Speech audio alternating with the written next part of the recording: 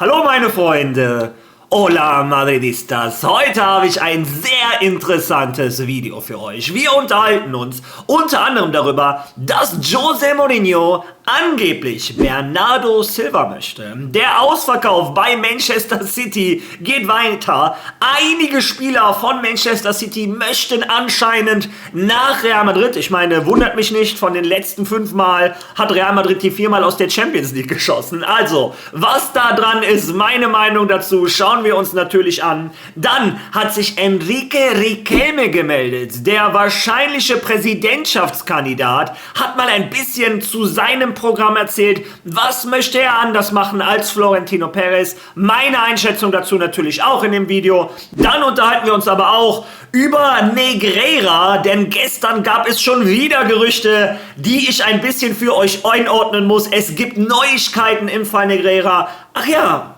und zu guter Letzt eine gute Nachricht für viele von euch. Arda Güler ist zurück.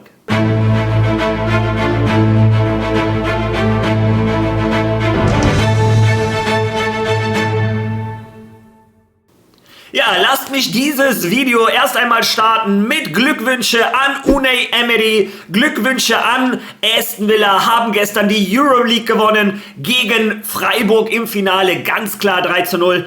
Naja, mein Herz tut mir so ein bisschen für Freiburg, tut mir ein bisschen leid. Freiburg ist, glaube ich, so ein Verein wie ein N'Golo Kanté als Fußballer, so nach dem Motto, Freiburg hat, glaube ich, keine Feinde. Ich glaube, die tun keinem weh. Naja, für Freiburg tut es mir leid. Für Unai Emery, boah, was reden wir da? Was ist das für ein Trainer? Der hat jetzt 5-mal die Europa League gewonnen. Und alle 5 Mannschaften hatten das Wort Villa oder Villa in ihrem Namen. Das finde ich absolut verrückt. Das habe ich nicht selber entdeckt. Das hat gestern einer getweetet. Ich zeige euch das, absolut verrückt. Sevilla, Villa, Real und Aston Villa. So, absolut verrückt. Herzlichen Glückwunsch und ich bin gespannt, wer von euch diesen Zufall genauso amüsant fand wie ich. So, Schluss jetzt mit anderen. Kommen wir zu Real Madrid und zunächst einmal gute Nachrichten. Die A-Jugend von Real Madrid steht im Finale der Meister, um den endgültigen spanischen Meister zu finden. Gestern haben sie in der Verlängerung gegen Granada mit 2:1 gewonnen und es war ein hartes Stück Arbeit. Die A-Jugend ist früh in Führung gegangen, dann macht Granada in der 83. Minute, während der Innenverteidiger von Madrid der A-Jugend verletzt an der Mittellinie lag und die Hand gehoben haben die weitergespielt und genau in der Lücke, die er verteidigen müsste, machen die das 1:1. Naja, wie dem auch sei, Karma hat zugeschlagen in der Verlängerung, Elfmeter, rote Karte und am Ende holen sie sich noch eine rote Karte ab. Real Madrid war aber, die A-Jugend war die spielbestimmende Mannschaft und heute entscheidet sich, wer der Finalgegner ist. Sobald ich da was weiß, kriegt ihr das natürlich mit. Ja, und nicht nur die Jungs haben gestern gearbeitet, auch die erste Mannschaft hat ihr Training wieder aufgenommen. Die bereiten sich auf das Spiel gegen Athletic Bilbao vor, den Saisonabschluss. Und ich kann euch immer noch nicht sagen, wann dieses Spiel stattfindet. Die spanische Liga, kannst du dir nicht ausdenken, die musst du leben. Das Spiel könnte jederzeit noch verschoben werden. Also für diejenigen, die ein Ticket gekauft haben, ich hoffe, euer Flug oder euer Rückflug ist spät genug. Das Spiel könnte Samstag oder Sonntag stattfinden. La Liga hat das noch nicht endgültig entschieden. Super. Ja, wie dem auch sei, ich habe es in der Überschrift ja gesagt, ich lasse das Training parallel laufen und ihr seht da, Arda Güler steht wieder auf dem Trainingsfeld. Lesen wir uns dazu kurz was durch. Real Madrid nimmt mit Neuzugang Güler das Training wieder auf. Der Türke beendete einen Teil der Sitzung ohne Tchouaméni, Vinicius, Carvajal und Trent. Der türkische Spieler fällt seit dem 23. April aufgrund einer Oberschenkelverletzung im rechten Bein aus und hat die letzten 5 Spiele von Real Madrid verpasst. Angesichts der bevorstehenden Weltmeisterschaft wird kein Risiko eingegangen. Und es wird erwartet, dass er im letzten Saisonspiel gegen Athletic Bilbao im Bernabeu-Stadion nicht zur Verfügung stehen wird, obwohl er kürzlich mit der Mannschaft trainiert hat. Lunin trainiert nach seiner überstandenen Virusinfektion, die ihn die letzten beiden Spiele außer Gefecht gesetzt hatte. Wieder normal. Also, für viele eine Erleichterung, für einige eine Enttäuschung. Ich weiß, viele von euch sind nur Real Madrid-Fans und denen ist die türkische Nationalmannschaft relativ egal. Aber viele von euch sind natürlich auch Fan der türkischen Nationalmannschaft. Und ganz ehrlich, gegen Bilbao am letzten Spieltag geht es um die goldene Ananas, da geht es um gar nichts. Null Risiko mit Arda Güler. Und das sage ich jetzt nicht, unbedingt für die Türkei und die Weltmeisterschaft, obwohl das auch gut für Madrid ist. Wenn er eine gute WM spielt, steigert sich sein Marktwert, sein Ansehen, mehr Werbeverträge. Real Madrid gehören 50% der Rechte von Arda Güler, auch wenn der Werbungen macht, und Arda Güler verkauft unglaublich viel. Stellt euch mal vor, der spielt nächstes Jahr in einer funktionierenden Mannschaft, und stellt euch mal vor, der spielt eine tolle WM. Was glaubt ihr, was dann für Werbeverträge reinkommen? Also das bedeutet auch sehr viel Geld für Real Madrid.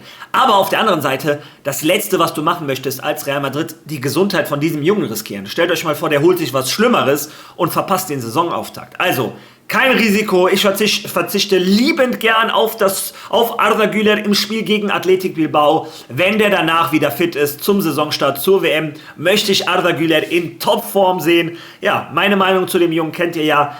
Ich glaube, wenn José Mourinho eine funktionierende Mannschaft um ihn aufbaut und der oft genug den Ball bekommt im letzten Drittel, ja, dann haben wir nächstes Jahr hoffentlich wieder ein Lächeln im Gesicht und einen Finger Richtung Himmel. Ja, wie dem auch sei, Arda Güler ist also wieder fit. Wer nicht fit ist, ist ein Enriquez Negreira. Ich hatte euch berichtet, vor 2 Monaten oder so ist er zu forensischen Untersuchungen gegangen im Gerichtsgebäude in Spanien. Das wird wohl alles in einem Gebäude gemacht. Ja, und er hat gesagt, er hätte Alzheimer.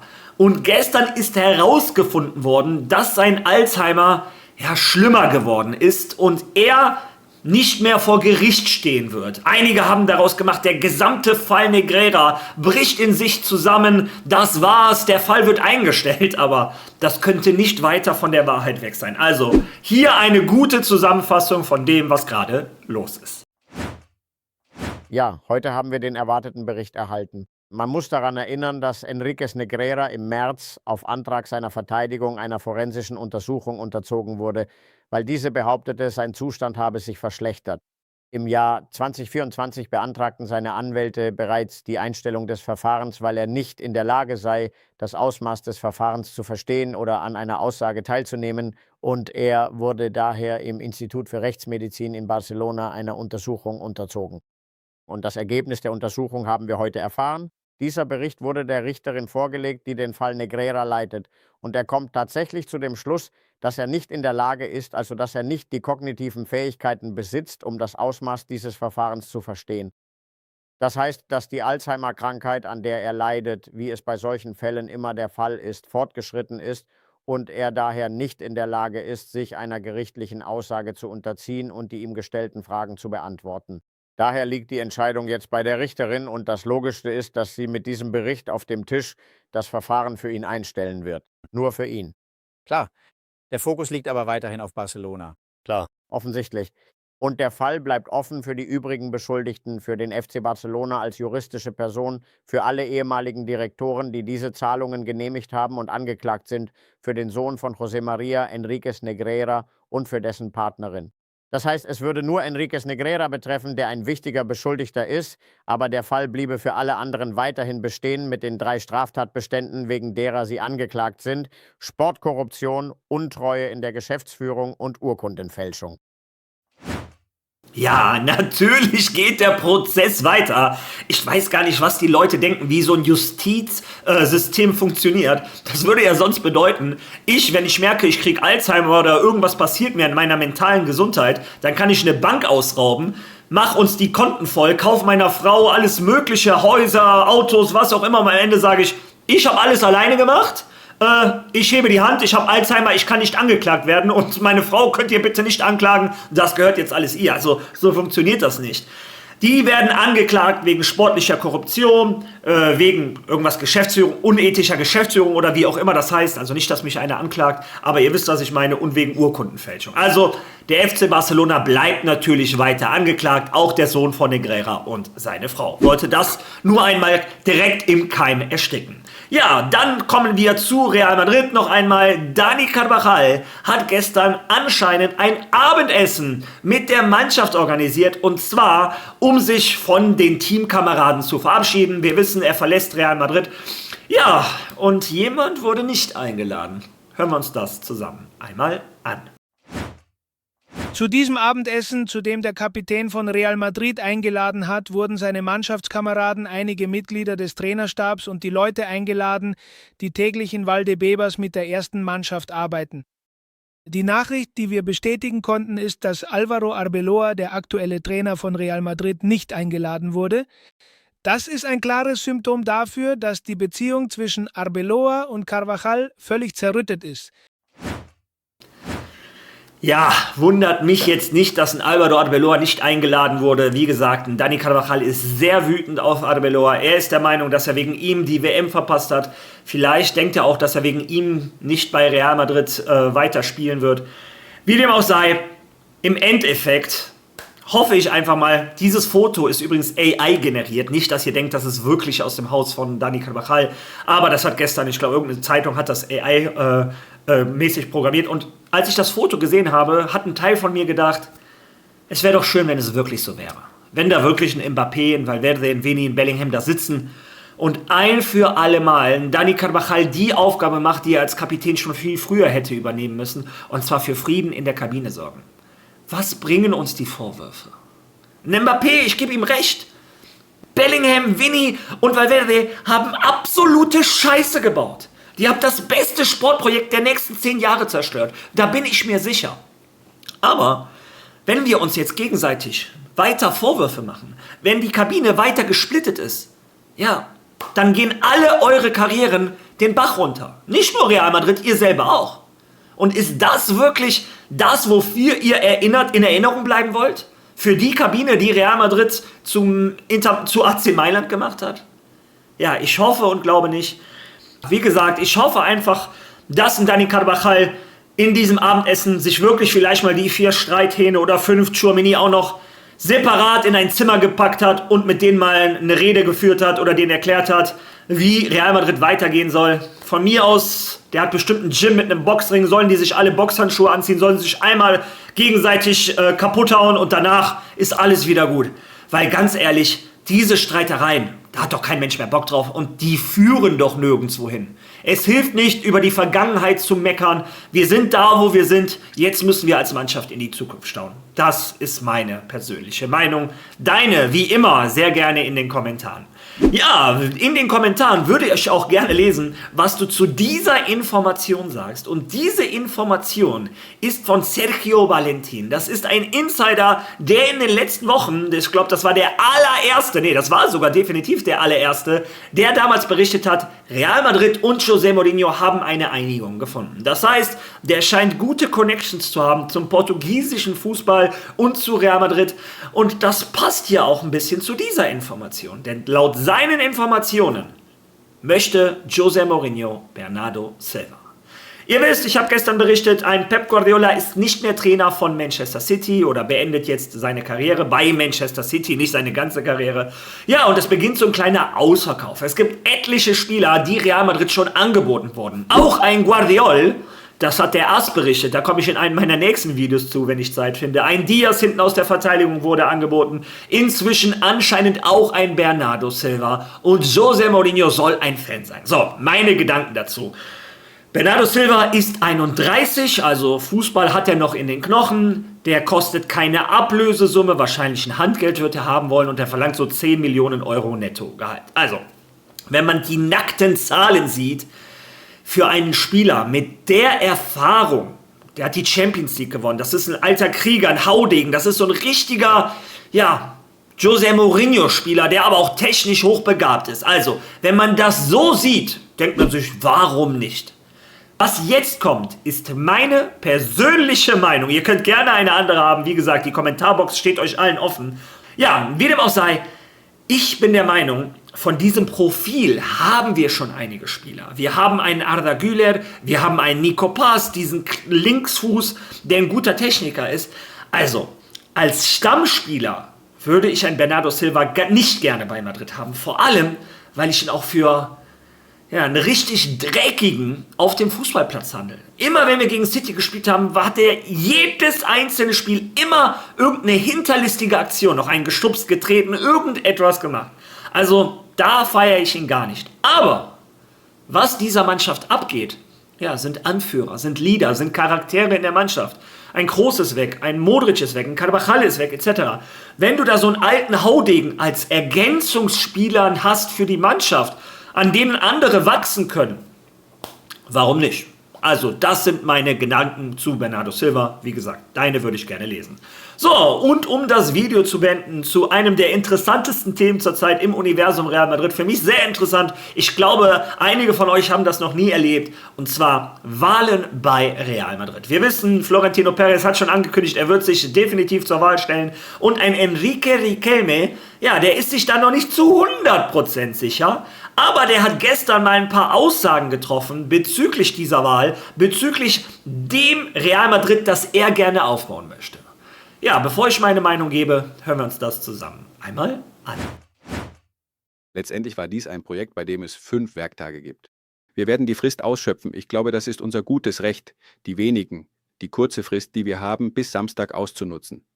Am Samstag werden wir eine Entscheidung bekannt geben. Es ist kein strategisches Thema, sondern einfach so, dass wir unsere knappe Zeit, die wir haben, voll ausschöpfen müssen, um, wenn wir es machen, dann, wie ich neulich schon sagte, um etwas zu schaffen, das begeistert. Etwas Begeisterndes, bei dem das Mitglied wirklich ein Projekt sehen kann, eine Vision für die nächsten 10, 15 Jahre, unabhängig davon, wer es dann letztlich sieht. Wir waren schon eine Weile dabei, denn ich werde es nicht verbergen. Wir haben für 2028 geschaut und gearbeitet, falls sich eine Gelegenheit ergibt, einen Plan aufzustellen, um zu Real Madrid zu gehen, mit einem Team von Profis, von Madridistas. Vor allem gibt es eine wichtige Sache. Es könnten die letzten Wahlen sein, das denken viele bei Real Madrid, weil die Privatisierung kommt. Das ist es, was angekündigt wird. Und nun, viele von uns glauben, dass wir die ethische und moralische Verpflichtung haben, diejenigen von uns, die mit dieser Privatisierung nicht einverstanden sind, dafür zu sorgen, dass Real Madrid weiterhin seinen Mitgliedern gehört und dass Real Madrid für diese Mitglieder einen etwas besonderen Platz hat, mehr Transparenz und Governance bietet, und daran werden wir arbeiten. Wenn wir etwas vorschlagen, wird es in diese Richtung gehen. Nein, Namen kann ich nicht nennen, weil das unnötigerweise Menschen in einen Konflikt bringen würde. Es gibt Leute, die in anderen Teams spielen, aber wenn wir es machen, dann kommen wir, wie ich dir sage, auch im sportlichen Bereich mit einem äußerst spannenden Plan. Ja, und jetzt einmal eine etwas ausführlichere Meinung zu Enrique Riquelme, zu seinen Worten, zu seinem Programm, was ich allgemein über die Situation denke. Eine Sache, die absolut nicht geht, meiner Meinung nach, ist das Verhalten von einigen Madrid-Fans in Bezug auf Enrique Riquelme. Seit er gesagt hat, er könnte möglicherweise Kandidat werden, lese ich so viele Geschichten über ihn. Er gehört der Presse, er wird im Fall Negreira dafür sorgen, dass der FC Barcelona nicht bestraft wird. Er ist ein Freund der Presse, Real Madrid wird mit ihm untergehen, etc. Er hätte Content Creator in Spanien, also nicht hier, in Spanien dafür bezahlt, dass die ihn gut reden, etc. Und sobald in Spanien irgendjemand den Namen Enrique Riquelme erwähnt, es gibt ganze Seiten mit Hunderten von Madridistas, die quasi Kontaktschuld machen. Sobald du irgendwas über Enrique Riquelme schreibst oder sagst, was auch immer, bist du Anti-Madridistas, du bist deine Content Creator, du hast dich verkauft, deine Seele verkauft, etc. pp. Leute, wir leben in einer Demokratie. Ich bin der Meinung, jeder darf hier seine eigene Meinung haben, und wenn es Content Creator gibt, wie Miguel Serrano, Ramón Álvarez de Mon, wird auch sehr, sehr fertig gemacht, weil er ihm einmal die Hand gegeben hat und mit ihm geredet hat. Leute, die Aufgabe von den Content Creatoren ist doch einfach nur Informationen auszutauschen, und wenn du bessere Informationen hast, weil du mit dem Mann mal reden kannst, also ganz ehrlich, hätte ich die Möglichkeit, ein Interview mit Enrique Riquelme zu machen, würde ich das sofort machen.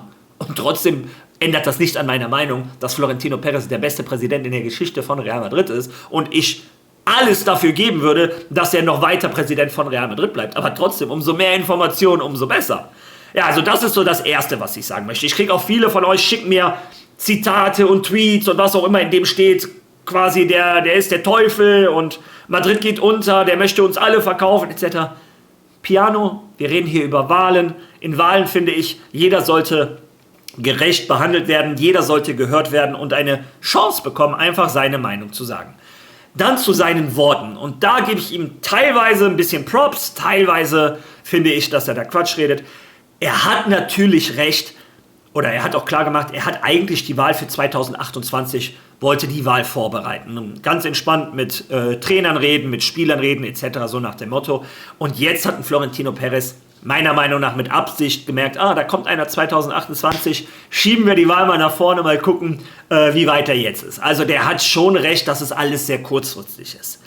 Womit er meiner Meinung nach kein Recht hat, ist mit seiner Aussage, das könnten die letzten Wahlen von Real Madrid sein. Ein Florentino Perez hat dafür einfach nicht die Macht. Ein Florentino Perez kann eine Umstrukturierung den Fans vorschlagen, nicht den Fans, den Mitgliedern vorschlagen, aber im Endeffekt haben die Mitglieder die Stimme. Und wenn die Mitglieder dafür stimmen würden, dass Real Madrid privatisiert wird und es nie wieder Wahlen geben würde, was ich nicht glaube, Madrid ist sehr, sehr stolz darauf, auf das Madrid den Socios gehört. Warum sollten die Mitglieder sagen, alles klar, wir geben alles an Kompanien ab und wir geben alles ab, was wir haben? Also, da versucht er ein bisschen zu manipulieren. Die Socios, wenn die dafür stimmen würden, dann war das die Entscheidung der Socios und nie die Entscheidung von dem Florentino Perez. Das muss natürlich gewählt werden. Also, aber auch das sind politische Manöver, die ein Enrique Riquelme schon beherrscht. Meiner Meinung nach, bevor ich entscheide, ob Enrique Riquelme ein guter Kandidat ist oder nicht, möchte ich erstmal hören, was ist seine Stellung zur spanischen Presse? Was ist seine Meinung zum Fall Negreira? Was für ein sportliches Projekt hat er in den nächsten Jahren vor? Was für ein finanzielles Projekt hat er in den nächsten Jahren vor? Erst, wenn der über all diese Punkte seine Meinung geäußert hat, dann kann man eine Wahl treffen. Also dieses bisschen, ich möchte, dass die Mitglieder der Verein den Mitgliedern weiterhin gehört und ich möchte ein gutes sportliches Projekt machen, was die Fans begeistert auf die nächsten 10, 15 Jahre. Naja, er hat ja auch hier und da schon gesagt, es gibt Spieler, die sind noch woanders unter Vertrag. Ich möchte die nicht in eine blöde Situation bringen. Ja, also da hat er schon ein bisschen geteasert.